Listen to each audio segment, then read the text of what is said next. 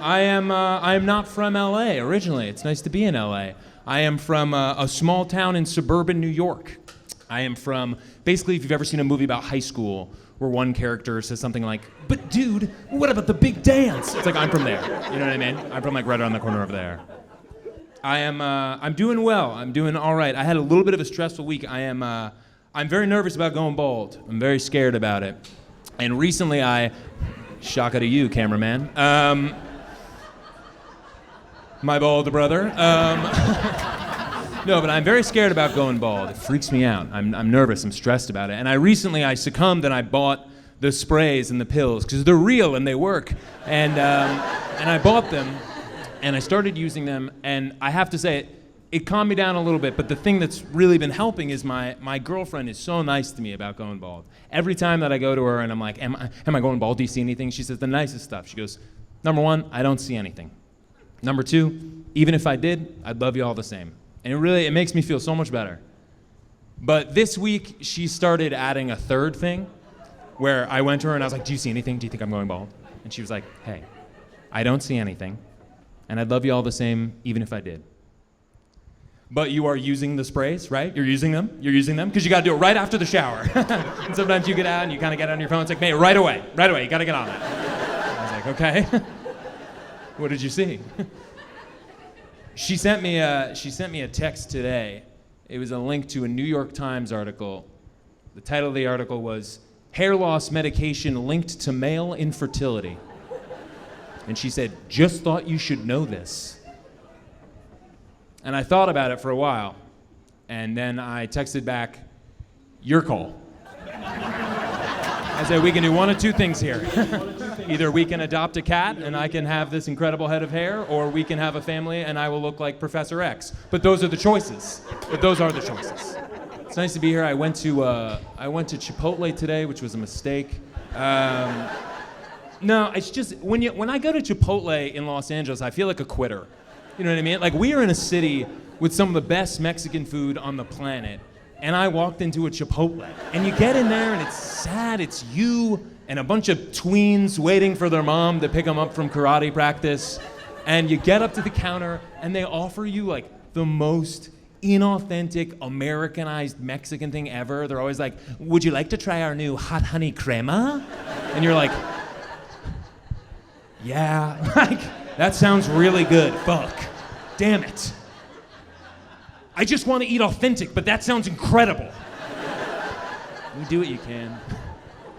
The restaurant that drives me the most nuts is Starbucks, though. Starbucks is the Amazon of coffee. It's a fast food restaurant, but it continues to insist on being a cafe. And like, you walk in there, there's like mood music and soft lighting, and all the different like new drinks have weird like fake Italian names where they're like, "Would you like to try our ugly cappuccino?" It's like, hang on. Your most popular item is cake on a stick, all right? Let's stop pretending this is Italy, all right? I am here to pee. Like, let's just be real. Let's just be honest. It drives me nuts. I've been in a long distance relationship. My girlfriend is in England. She goes to grad school over there. We've been doing long distance for 11 months. And, thank you. And I'll be honest, I was better at it in the beginning. I've gotten worse at it. When we first started, I was so confident. All my answers to questions about it, I acted like I was like reading from a self-help book where I'd be like, "I actually think it's a really cool opportunity for us to learn about our own identities." You know? And now when people ask me about it, I'm like a Victorian orphan. I'm like, "The nights are the hardest." I just don't know where she went. And I'm scared. It's tough. I was cool too at the beginning. I was like a cool, progressive boyfriend. When she first came to me and was like, "I got into school. I want to go. It'll help me, pursue my job. This is what I think I should do. How do you feel about that?" I was like, "You gotta go." I was like, "You're a young woman in the world. You can't let a man hold you down. You gotta go chase your dream." And 11 months in now, I'm like, a lot of people think being a good wife is a career. Maybe we could try that next year. Maybe we could do that one. It's hard.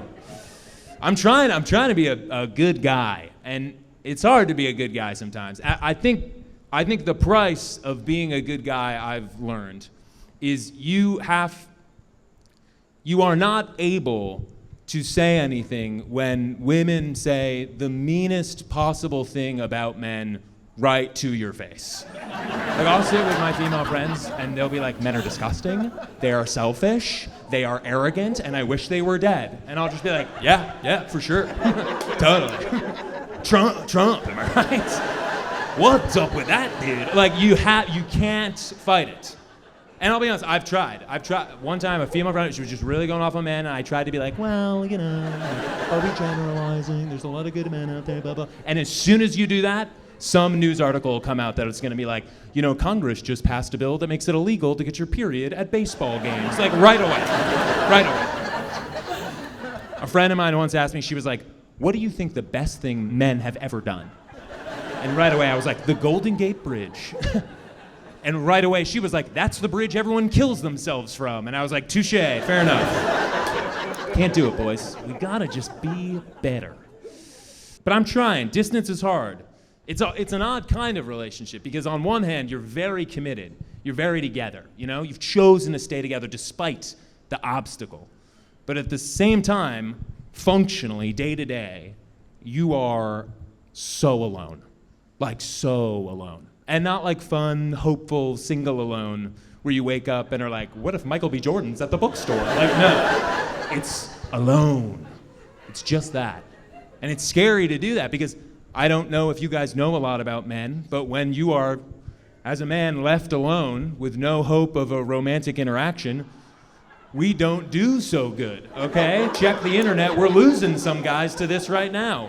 None of the dudes cyberbullying Taylor Swift are like, and that's from me and my wife. Like, no, it's a lonely bunch. It's a lonely bunch. And I can feel it, it's coming for me just a little bit. The other night, Friday night, I spent 3.5 hours watching YouTube Shorts. Not TikTok, not Instagram, not the cool young apps, YouTube Shorts, okay? That's an app, all the videos on there are just degenerate gambling or people getting attacked by bears. It is a lonely man's platform, okay? And worse than that, I didn't just watch it, I airplayed it to the TV. That's what a psycho does. It was a buddy of mine's birthday the other night, and I was like, I gotta go. I'm gonna get out of the house, I'm gonna socialize, I'm gonna be a normal dude. So I got on an outfit and I went to the bar and I spent the entire evening talking to people about Sims 3. The entire evening. If you had a single friend who was doing that, you'd be really nervous. Like if you went to a bar with a friend of yours who hadn't had sex in a while and you were like, hey man, do you think you want to talk to anyone tonight? And he was like, no, but did you know that if you take the ladder out of the pool, your Sims will drown? It's like, that's a scary guy. That's a scary guy. You're like calling that guy's mom like, hey, we gotta check in on Jared here because we might be losing him. It's scary. It's scary out there. It's hard.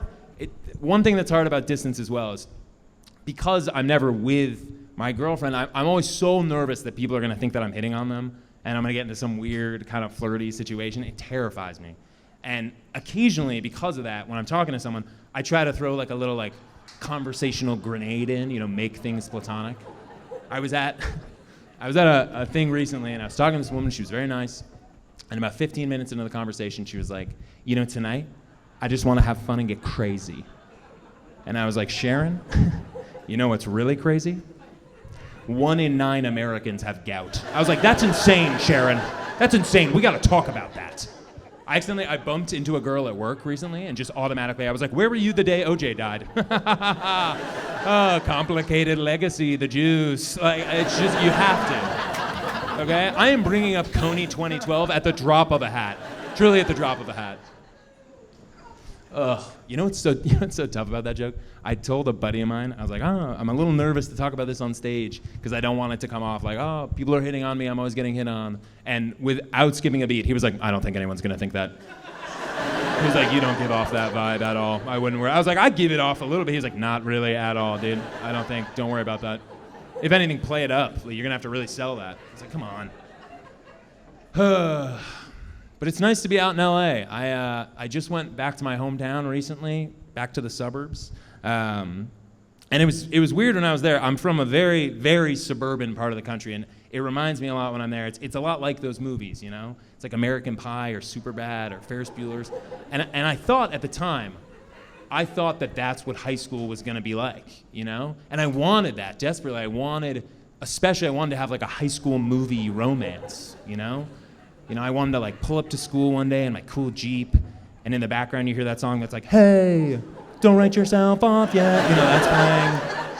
And I would one day I'd be in school and I'd round the corner and I'd bump into some girl and she'd drop her books. And I'd be like, oh, your books, and we'd reach our heads down and we'd clunk them together because we're such goofs. But when we look up, there'd be this connection.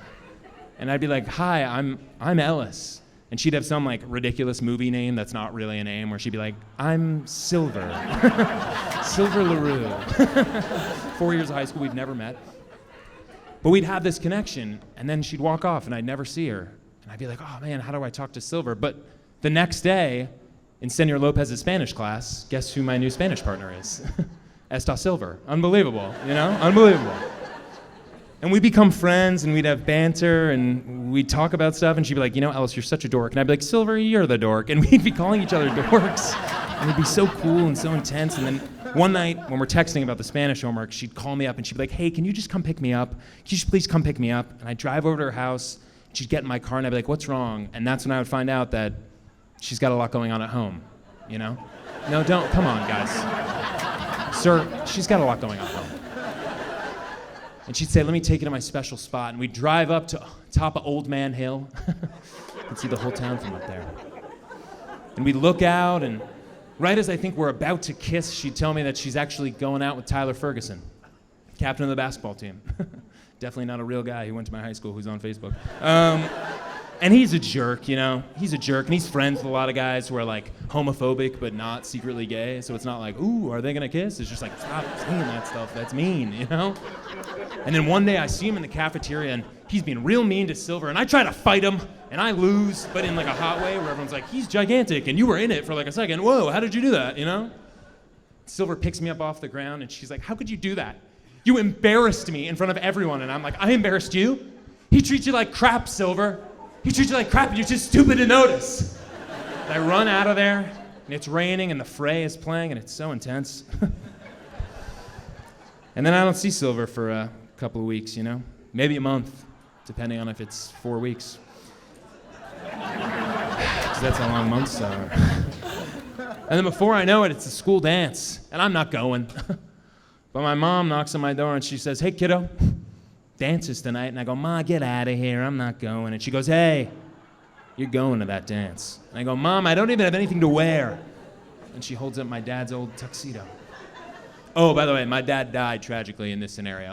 It's a huge part of my personality. In real life, he's fine, he's great. But in this scenario, died, tragic. This means a lot to me. So she holds up his tuxedo, and I'm like, don't do this, Mom. But I put it on, it fits like a glove. And I go to the dance, and I see Silver there. She looks amazing. And I walk out across the dance floor, and I go, Silver, I'm sorry for what I did. She goes, no. Turns out Tyler Ferguson was cheating on me the whole time. And I go, damn, that means I was right the entire time, but that's not important now. And I look at Silver and I say, you gotta tell me what you want. What do you want? She goes, honestly, all that I want is to dance with the biggest dork at this high school, and that's me. And we dance and we kiss, and it's unbelievable. And I tell you something, guys. When I look back on that expectation for high school and that understanding of women, I think it makes a lot of sense that I graduated a virgin. I think it makes a lot of sense. I'm Ellis Jones. Thank you guys very much. Give it up for your host, Jason Kay.